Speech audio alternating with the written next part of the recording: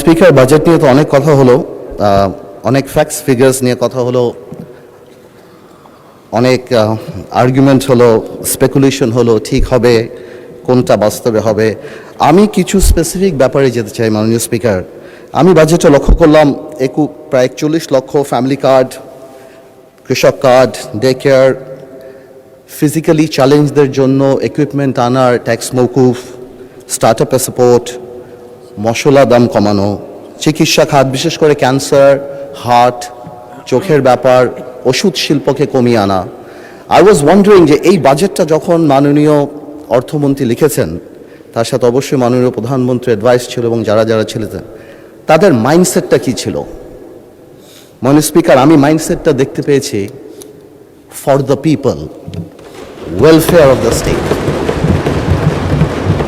আমি এই বাজেটের মধ্যে একটা মেসেজ দেখেছি, that we care and people matter.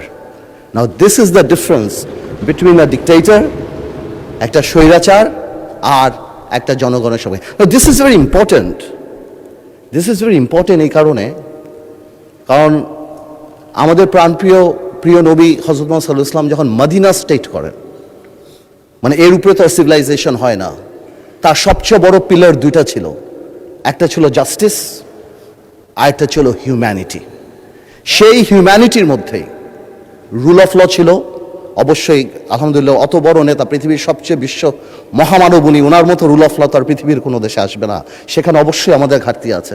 কিন্তু এই যে ইন্টেনশনটা, এই যে জাস্টিসের ইন্টেনশন, এতিমদের জন্য, মহিলাদের জন্য, ডিস্ট্রেসড মানুষের জন্য, ফিজিক্যালি চ্যালেঞ্জ মানুষের জন্য, এই যে চিন্তাটা, ইনশাল্লাহ আল্লাহ জানি আমাদের এখানে এই বরকতটা নিয়ে আসে। আমি এটাই চিন্তা করি, আমি এটাকেই রেসপেক্ট করি।